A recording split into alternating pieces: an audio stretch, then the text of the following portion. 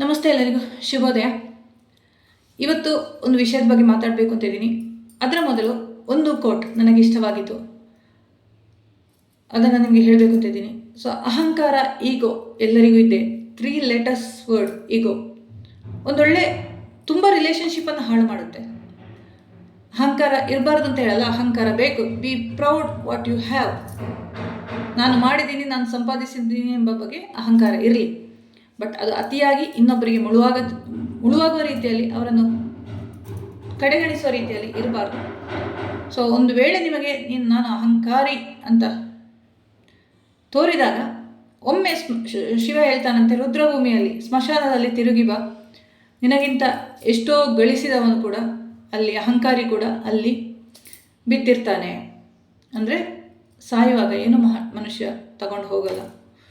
ಹುಟ್ಟುವಾಗ ಬರಿಗೈಯಿಂದಲೇ ಬರ್ತಾನೆ, ಸಾಯುವಾಗ ಬರಿಗೈಯಿಂದಲೇ ಹೋಗ್ತಾನೆ. ನಮಗೆ ಉಳಿಸ್ಲಿಕ್ಕಾಗೋದು ಇಷ್ಟೇ, ನಾವು ಮಾಡಿದ ಉಪಕಾರಗಳು. ಜನರು ನಮ್ಮನ್ನು ನೆನೆಸ್ಕೋತಾರೆ, ಇವರು ನನಗೆ ಸಹಾಯ ಮಾಡಿದ್ರು ಅಂತ. ಸೊ ವಿಷಯಕ್ಕೆ ಬಂದರೆ, ಯೂಟ್ಯೂಬರ್ಸ್ ಬಗ್ಗೆ ಸ್ವಲ್ಪ ಮಾತಾಡಬೇಕು ಅಂತಿದ್ದೆ. ಸೌಜನ್ಯ ಹೋರಾಟದ ವಿಷಯದಲ್ಲಿ ಯೂಟ್ಯೂಬರ್ಸ್ ತುಂಬ ವಿಚಾರವನ್ನು ಸಮಾಜಕ್ಕೆ ತಿಳಿಸಿದ್ದಾರೆ. Heads of. ನಾನು ಕೂಡ ಸೋಷಿಯಲ್ ಮೀಡಿಯಾದ ಫೇಸ್ಬುಕ್ ಮೂಲಕ ಹಲವಾರು ವಿಚಾರಗಳನ್ನು ತಿಳಿಸಿದ್ದೀನಿ. ಸತ್ಯ ತಿಳಿಸಿದರೆ ಕೇಸ್ ಆಗುತ್ತೆ, ಮತ್ತೆ ಅಕೌಂಟ್ ಬ್ಲಾಕ್ ಆಗುತ್ತೆ. ನಂದು 3ನೇ 4ನೇ ಅಕೌಂಟ್ ಫೇಸ್ಬುಕ್ಕಲ್ಲಿ. ಇವಾಗಿಲ್ಲ, ಸದ್ಯಕ್ಕೆ ನನ್ನ ಫ್ಯಾಮಿಲಿಗೋಸ್ಕರ ಅದನ್ನು ಸ್ವಲ್ಪ ಬದಿಗಿಟ್ಟಿದ್ದೀನಿ. ಸ್ವಲ್ಪ ನೆಮ್ಮದಿಯಲ್ಲಿ, ತುಂಬ ನೆಮ್ಮದಿಯಲ್ಲಿದ್ದೀನಿ. ತುಂಬ ಸಮಯವನ್ನು ಉಳಿತಾಯ ಮಾಡ್ತಾ ಇದ್ದೀನಿ.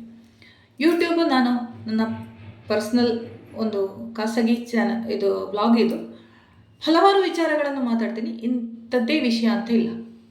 ಸೊ ಇತ್ತೀಚೆಗೆ ನಾನು ನನ್ನ ತವರು ಮನೆಗೆ ನನ್ನ ಅಪ್ಪನ ಶ್ರಾದ್ದ ನಿಮಿತ್ತ ಹೋದಾಗ ನಾವೆಲ್ಲ ಅಕ್ಕ ತಂಗಿಯರು ಒಟ್ಟಾಗ್ತೀವಿ. ಲಾಸ್ಟಿಗೆ ನನಗೊಂದು ಉಪದೇಶದ ಮಾತಿತ್ತು, ದೊಡ್ಡಕ್ಕಂದು. ಮಾತಾಡೋದು ನಾವು ಫೋನಲ್ಲಿ ವಾರಕ್ಕೊಮ್ಮೆ ಮಾತ್ರ, ಮಾತಾಡಿದರೆ 1 ಗಂಟೆಗಟ್ಟಲೆ ಮಾತಾಡ್ತೀವಿ. ಹಲವಾರು ವಿಚಾರಗಳು ಚರ್ಚೆ ಆಗುತ್ತೆ. ಆವಾಗ ಒಂದೇ ಒಂದು ಮಾತು ಅವಳು ಹೇಳಿರೋದು, ವಿಡಿಯೋ ಮಾಡು, ಚೆನ್ನಾಗಿರುತ್ತೆ ಕಂಟೆಂಟು, ಬಟ್ ಎಕ್ಸ್ಪೆಷಲಿ ಕೆಟ್ಟ ಶಬ್ದಗಳನ್ನು ಬಳಸಬಾರ್ದು. ಇದು ಈ ಹಿಂದೆ ನಾನು V2 ಸೂರ್ಯನಿಗೆ ಬೈದಾಗ ತುಂಬ ವೈರಲ್, ಅದು 4 lakhs ವ್ಯೂಸ್ ಫೇಸ್ಬುಕ್ಕಲ್ಲಿ ಅದು ಹೋಗಿದೆ. ಸೊ ಅದರಲ್ಲಿ ನಾನು ಕೆಟ್ಟ ಶಬ್ದದಿಂದ ಅವನಿಗೆ ಬೈದೆ ಎಂಬ ಒಂದು ವಿಚಾರ ನನ್ನ ಫ್ಯಾಮಿಲಿಯನ್ನು ತುಂಬ ಹರ್ಟ್ ಮಾಡುತ್ತೆ. ಯಾಕಂದರೆ ಒಂದು ಶ್ರೇಷ್ಠ ಪರಂಪರೆಯ ಮನೆತನದಿಂದ ಹುಟ್ಟಿ ಬಂದವಳು, ಸಂಸ್ಕಾರವಂತರು ಎಲ್ಲರೂ. ಸೊ ಅಂಥದ್ದೊಂದು ಮನೆತನದಿಂದ ಬರುವಾಗ ನನ್ನ ಬಾಯಲ್ಲಿ ಅಂತಹ ಶಬ್ದ ಬರಬಾರ್ದು ಅಂತ ಒಂದು ವಿಚಾರ ಒಳಗಿತ್ತು. ಅವಳಿಗೆ ಕನ್ವಿನ್ಸ್ ಮಾಡಿದೆ. ಕೆಲವರಿಗೆ ಅವರವರ ಲೆವೆಲ್ ಇಳಿದು ಅದಕ್ಕೆ ತಕ್ಕ ಪದಗಳನ್ನು ಬಳಸಬೇಕಾಗುತ್ತೆ. ಆವಾಗ ನನ್ನ 2ನೇ ಅಕ್ಕನೂ ಬಂದು ಅದಕ್ಕೆ ದನಿಗೂಡಿಸ್ಕೊಂಡು, ಬೇಡ, ಏನು, ಯಾಕೆ ಇದು, ಎಷ್ಟು ತೊಂದರೆ ಅನುಭವಿಸಿದ್ದಿ, ಮತ್ತು ಯಾಕೆ ಇದು ಈ ವಿಚಾರ ಎಲ್ಲ ಅಂತ. ಯಾಕಂದರೆ ಅತಿಯಾಗಿ ಯಾರಿಗೂ ಮಾತಾಡೋದು, ಹಚ್ಕೊಳ್ಳೋದು, ಸೌಜನ್ಯ ಹೋರಾಟಗಾರರ ಜೊತೆ ಕಾಂಟ್ಯಾಕ್ಟಲ್ಲಿ ಇರೋದು, ಧರ್ಮಸ್ಥಳದ ಗ್ಯಾಂಗ್ನವರ ಜೊತೆ ಕಾಂಟ್ಯಾಕ್ಟ್ ಇರೋದು ಬೇಡ.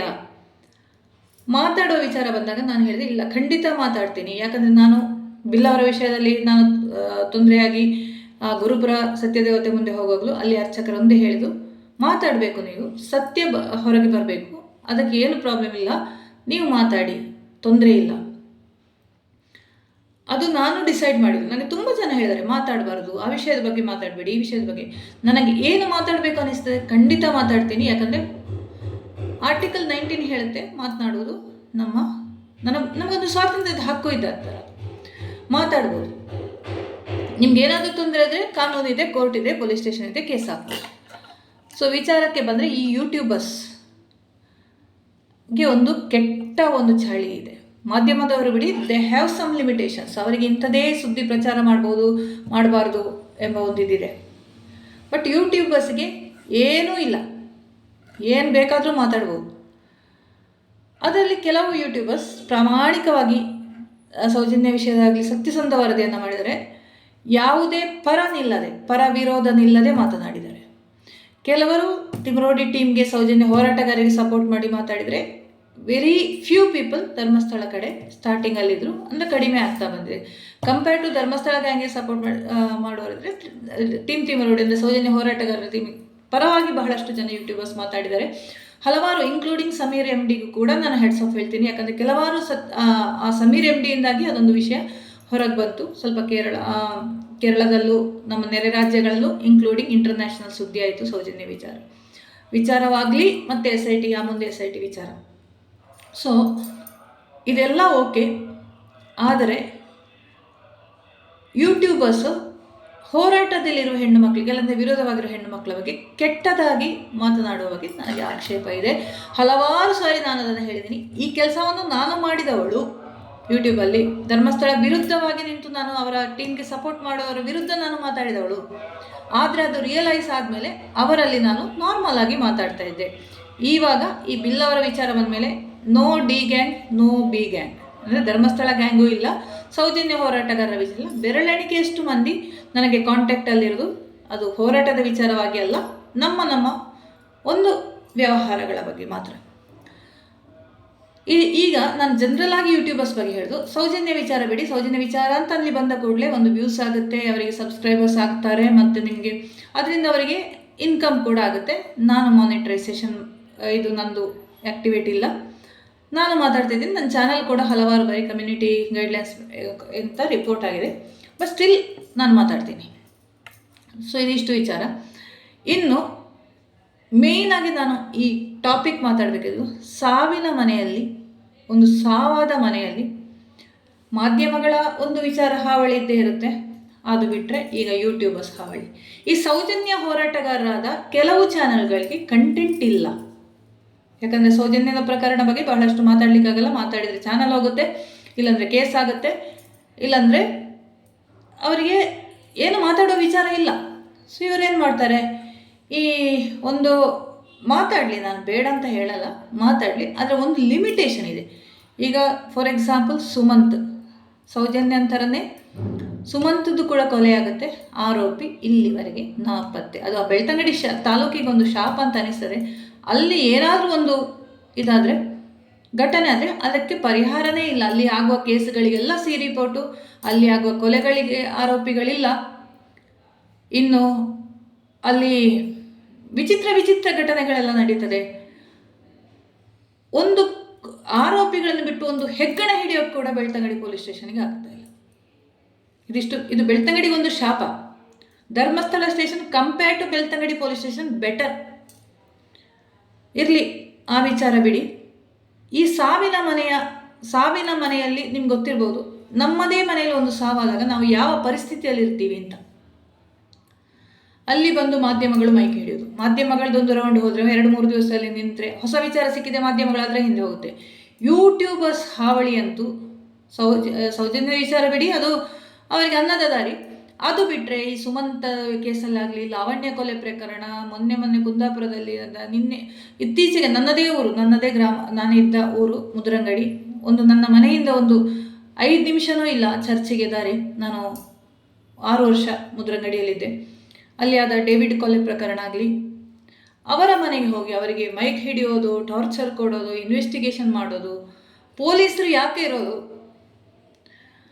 ಒಂದು ಕೇಸಿದು ಏನಾದರೂ ಅಪ್ಡೇಟ್ ಇದ್ದರೆ ಪೊಲೀಸ್ ವರಿಷ್ಠಾಧಿಕಾರಿಯವರು, ಅದು ಆ ಸ್ಟೇಷನ್ನವರು ಮಾಧ್ಯಮಕ್ಕೆ ಬೈಟ್ ಕೊಡ್ತಾರೆ, ಓಕೆ, ತನಿಖೆ ಅವರು ಮಾಡ್ತಾರೆ.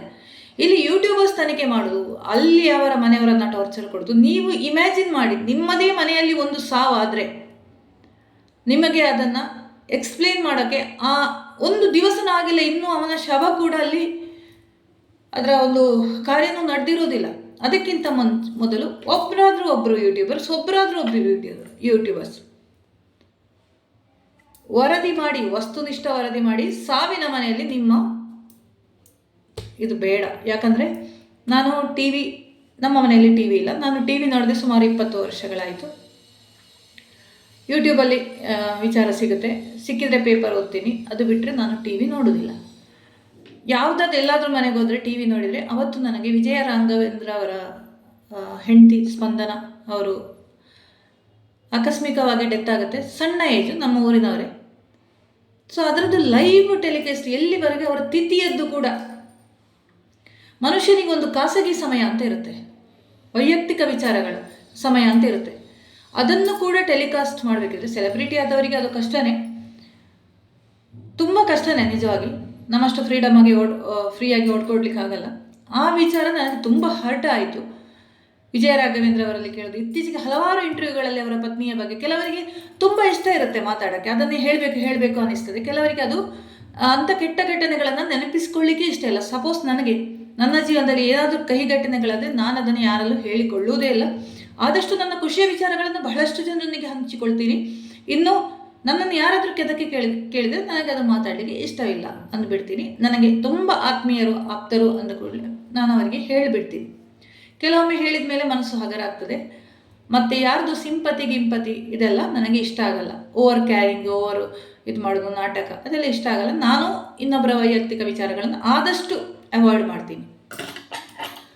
ಇದೊಂದನ್ನು ನನಗೆ ಹೇಳಬೇಕು ಅಂತ ಇತ್ತು.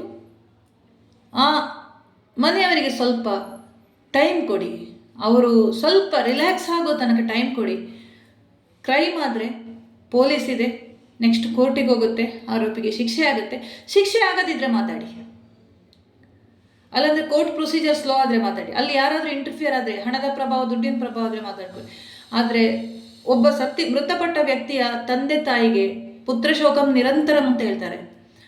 ತಂದೆ ತಾಯಿ ಇರುವಾಗ ಮಕ್ಕಳು ಸತ್ತರೆ ಅದನ್ನು ಸಹಿಸ್ಕೊಳ್ಳೋ ಶಕ್ತಿ ಯಾರಿಗೂ ಇರಲ್ಲ. ಯಾವ ತಂದೆ ತಾಯಿಗೂ ಆ ಗತಿ ಬರಬಾರ್ದು. ಅಪ್ಪ ಅಮ್ಮ ತೀರ್ಕೊಂಡ್ರೆ ಓಕೆ, ಅಟ್ಲೀಸ್ಟ್ ಏಜ್ ಆದವರು, ಅದು ಸಣ್ಣ ಏಜಲ್ಲಿ ಹೋದರೆ ನಮಗೆ ತುಂಬ ಹರ್ಟ್ ಆಗುತ್ತೆ. ಯಾಕಂದರೆ ಇನ್ನೂ ಬದುಕಬೇಕಿತ್ತು. ಅಟ್ಲೀಸ್ಟ್ ಒಂದು 60 ಇಯರ್ಸ್ ಒಂದು ಮನುಷ್ಯನ, ನನ್ನ ಪ್ರಕಾರ, ನಾನು ತೀರ್ಮಾನಿಸಿದ ನನ್ನ ವಯಸ್ಸು ಒಂದು 60-62 ವರ್ಷ ಅಷ್ಟು ಸಾಕು ಅಂತ. ಅದಕ್ಕಿಂತ ಹೆಚ್ಚು ಬದುಕಿದ್ರೆ ಇಷ್ಟು ಬದುಕಿದ್ರಲ್ಲ ಪುಣ್ಯಾತ್ಮರು ಅಷ್ಟು ಹೇಳಿ ಸಮಾಧಾನ ಪಡ್ತೀನಿ. ಅವರಾದರೆ ಓಕೆ. ಬಟ್ ಸಣ್ಣ ವಯಸ್ಸಿನಲ್ಲಿ, ಈಗ ಪುನೀತ್ ರಾಜ್ಕುಮಾರ್ ಸತ್ತಾಗಲೂ ಇತ್ತೀಚೆಗೆ ಹಲವಾರು ಮರಣಗಳು ಚಿಕ್ಕ ಚಿಕ್ಕ ವಯಸ್ಸಲ್ಲಾದಾಗ ನಮಗೊಂಥರ ಶಾಕ್ ಆಗುತ್ತೆ. ಆದರೆ ಅವರ ಮನೆಯವರಿಗೆ ಹೋಗಿ ಮೈಕ್ ಹಿಡಿಯೋದು, ಕೇಳೋದು, ಹೇಗಿದ್ರು ನಿಮ್ಮ ಜೊತೆ, ಹೇಗಿತ್ತು ಅದು ನೆನಪು ಬರುತ್ತಾ, ಯಾಕೆ ಸ್ವಾಮಿ ಇದೆಲ್ಲ? ಸೊ ಎಲ್ಲ ಯೂಟ್ಯೂಬರ್ಸ್ಗೆ ನನ್ನದೊಂದು ಮನವಿ, ರಿಪೋರ್ಟ್ ಮಾಡಿ, ಒಂದು ವಸ್ತುನಿಷ್ಠ ವರದಿ ಮಾಡಿ. ಈ ಥರ ಕೊಲೆಯಾಗಿದೆ, ವೈಯಕ್ತಿಕ ದ್ವೇಷ ಇರ್ಬೋದು, ಸಾಕು. ಆ ಮನೆಯವರ ಮುಂದೆ ಮೈಕ್ ತಗೊಳ್ದು ಅವರ ಅಳು ನನಗೆ ನೋಡೋಕ್ಕಾಗಲ್ಲ. ನಾನಂತ ಯಾವುದೇ ಇದನ್ನು ನೋಡೋದಿಲ್ಲ. ಸೊ ಇದು ನನ್ನ ಒಂದು ಮನವಿ. ನಾನು ಪ್ರೊಫೆಷನಲ್ ಯೂಟ್ಯೂಬರ್ ಖಂಡಿತ ಅಲ್ಲ. ಒಂದು ವಿಡಿಯೋ ಮಾಡ್ತೀನಿ, ಅಪ್ಲೋಡ್ ಮಾಡ್ತೀನಿ. ತಮ್ನೇಲ್ ಕೂಡ ಅದ್ರಾಗೆ ನಾನು ಎಡಿಟ್ ಮಾಡೋದು ಏನೂ ಇಲ್ಲ, ಜಸ್ಟ್ ಅಪ್ಲೋಡ್ ಮಾಡ್ತೀನಿ ಅಷ್ಟೇ. ಒಂದು ಹೆಡ್ಡಿಂಗ್ ಕೊಡ್ತೀನಿ. ಇದು ಯೂಟ್ಯೂಬರ್ಸ್ಗೆ ನನ್ನದೊಂದು ಮನವಿ. ಸಾಧ್ಯ ಆದರೆ ನಾನೊಬ್ಬರು, ಅವರ ಹೆಸರು ನೆನಪಿಲ್ಲ ನನಗೆ, ಯೂಟ್ಯೂಬರ್ಸಲ್ಲಿ ತುಂಬ ಜನ ಈ ಬಡವರಿಗೆ ಗುಡಿಸಲು ಕೂಡ ಇಲ್ಲದ ಇದನ್ನು ವಸ್ತುನಿಷ್ಠ ವರದಿ ಮಾಡಿ, ಮಾಧ್ಯಮದವರಿಗೂ ಮಾಡ್ಬೋದು, ಪೇಪರ್ನವರಿಗೂ ಮಾಡ್ಬೋದು, ಅವರಿಗೆ ಆರ್ಥಿಕವಾಗಿ ಸಹಾಯ ಮಾಡು, ಇಂಥ ಕೆಲಸ ಮಾಡಿ. ಯಾವುದಾದ್ರೂ ಶಾಲೆ ಮಕ್ಕಳಿಗೆ, ಬಡವರಿಗೆ, ಪೇಷಂಟ್ಸ್ಗೆ, ಮನೆ ಇಲ್ಲದವರಿಗೆ ಮನೆ ಮಾಡಿ ಕೊಡೋದು, ಅವರ ಕಷ್ಟವನ್ನು ಹೈಲೈಟ್ ಮಾಡೋದು, ಎಲ್ಲ ಜನ ಒಗ್ಗಟ್ಟಾಗಿ ಅವರಿಗೆ ಸಹಾಯ ಮಾಡೋದು, ಇದು ತುಂಬ ಖುಷಿ ಕೊಡೋ ವಿಚಾರ ನನಗೆ. ಸಾಧ್ಯವಾದರೆ ಇಂತಹ ಕೆಲಸಗಳನ್ನು ಮಾಡಿ. ನಾನೇನು ಆರ್ಡರ್ ಮಾಡೋದಲ್ಲ, this is my request as ಒಂದು ಪಬ್ಲಿಕ್ ಒಪಿನಿಯನ್, ಒಂದು ಆ್ಯಸ್ ಎ ನಾರ್ಮಲ್ ಸಿಟಿಸನ್ ಆಗಿ. ಸೊ ಇಂಥ ವಿಚಾರಗಳನ್ನು ಮಾಡಿ. ಅದು ಬಿಟ್ಟು ಇನ್ನೊಬ್ಬರಿಗೆ ಟಾರ್ಗೆಟ್ ಮಾಡೋದು, ತೇಜೋವಧೆ ಮಾಡೋದು, ಇಂತಹ ಕೆಲಸಗಳು ಮಾಡಬೇಡಿ. ಧರ್ಮಸ್ಥಳ ವಿಚಾರದಲ್ಲಿ ಯಾರೆಲ್ಲ ಮಾತಾಡಿದ್ದಾರೆ ಅವರ ಯೂಟ್ಯೂಬಲ್ಲಿ ಮಾತಾಡೋದಕ್ಕೆ ನನಗೆ ಕೆಲವು ನೋಟಿಸ್ ಬಂದಿದೆ. ನನ್ನ 4 ಫೇಸ್ಬುಕ್ ಅಕೌಂಟ್ಗಳು ಡಿಲೀಟ್ ಆಗಿದೆ. ಇನ್ಸ್ಟಾಗ್ರಾಮಲ್ಲಿ ನಾನಷ್ಟು ಆ್ಯಕ್ಟಿವ್ ಇಲ್ಲ, ಅಕೌಂಟ್ ಇದೆ, ಆ್ಯಕ್ಟಿವ್ ಇಲ್ಲ. ಸೊ ಇದೊಂದು ವಿಚಾರ ಬೇರೆ. ಆದರೆ ದಯವಿಟ್ಟು ಈ ಒಂದು ಕೆಲಸವನ್ನು ಮಾಡಿ. ಮುಂದೆ ಹಲವಾರು ವಿಚಾರಗಳು ಮಾತಾಡಲಿಕ್ಕಿದೆ, ಮುಂದಿನ ವಿಡಿಯೋದಲ್ಲಿ ಸಿಗೋಣ. ಕೆಟ್ಟ ಕಮೆಂಟ್ ಹಾಕುವವರಿಗೆ ಸ್ವಾಗತ, ಹಾಕ್ಬೋದು. ಅದು ನಿಮಗೆ ರಿಟರ್ನ್, ನಾನು ಅದಕ್ಕೆ ರಿಪ್ಲೈ ಕೊಡೋಕ್ಕೂ ಹೋಗಲ್ಲ. ಒಳ್ಳೆ ಕಮೆಂಟ್ಗಳಿಗೆ ಖಂಡಿತ ಸ್ವಾಗತ ಇದೆ. ನಿಮ್ಮ ಒಪಿನಿಯನ್ ಪರಿಗಣಿಸ್ತೀನಿ. ನೆಕ್ಸ್ಟ್ ವಿಡಿಯೋದಲ್ಲಿ ಅದನ್ನು ಇಂಪ್ಲಿಮೆಂಟ್ ಮಾಡ್ತೀನಿ. ಧನ್ಯವಾದಗಳು. ಶುಭ ದಿನ.